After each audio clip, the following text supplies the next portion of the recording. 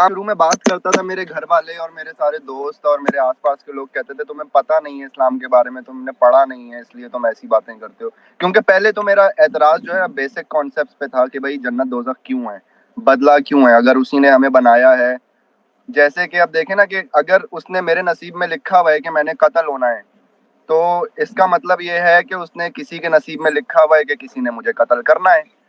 तो फिर उसको कत्ल करने की सजा क्यों मिलेगी? क्योंकि मैंने तो कत्ल होना ही है, कोई तो करेगा ना मुझे कत्ल। तो एक तरफ वो मेरी तकदीर में कत्ल होना लिख रहा है, दूसरी तरफ किसी की तकदीर में वो लिख रहा है कि उसने कत्ल करना है, और फिर उसने जन्नत दोज़ख का ड्रामा भी लगाया हुआ है।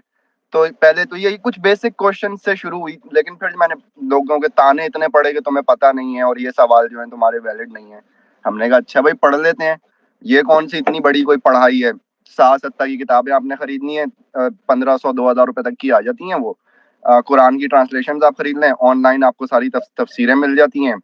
तो 5-6-8 महीने का आपकी रिसर्च का टाइम लगता है, आप अगर लग के मजहब को दो, इस्लाम को, और आप तकरीबन 10-12 हज़ार हदीसें पढ़ लेते हो, कुरान पढ़ लेते हो, 4-5 तफसीरें पढ़ लेते हो, इस्लामिक हिस्ट्री पढ़ लेते हो, सीरत इब्न हिशाम पढ़ लेते हो,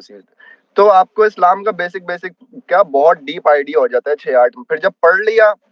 तो फिर तो मैंने कहा ये तो मैंने गलत कर दिया पढ़ के, ये तो मुझे पढ़ना ही नहीं चाहिए था, ये क्या गंद है। आप देखें कि एक अल्लाह जो दुनिया बना रहा है और जिसने सारी कायनात बनाई है, जो इतना निज़ाम चला रहा है, इतनी गैलेक्सीज एंड एवरीथिंग, इतनी सारी फोर्सेस ऑफ नेचर का मालिक है वो, लेकिन उसको at the end of the day उसको मतलब किस चीज से है कि मैं अपनी पॉटी कौन से हाथ से धोता हूँ, मैं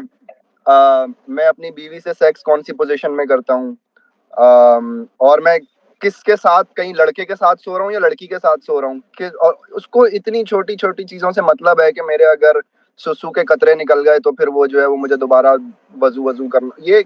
तो मुझे मैंने लगा ये तो खुदा हो ही नहीं सकता, एक ऐसा खुदा है कि इसको इतनी छोटी छोटी बातों से मतलब है, और इसको कोई दुनिया में काम वाम नहीं है करने को कि ये मेरे पे ध्यान दे रहा है।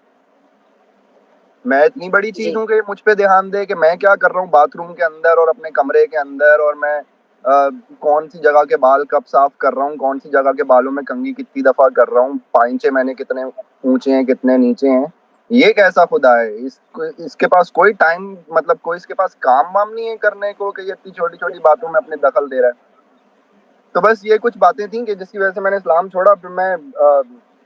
दूसरी बहुत सारी चीजें ऐसी थी कि जिसकी वजह से फिर धमकियां वमकियां भी मिली, और लेकिन मैंने इस्लाम जो है वो किसी धमकी की वजह से नहीं छोड़ा। मुझ पे कोई ऐसा वक्त नहीं आया कि मुझे किसी ने कोई फिजिकली कुछ किया हो, या मैं एक बहुत लिबरल मुस्लिम फैमिली में पैदा हुआ। मैं अभी भी अपनी फैमिली के साथ रहता हूँ, उनको मेरे नजरिया पता है, उनको मेरे अकायद पता है, कोई मुझे नफरत नहीं करता।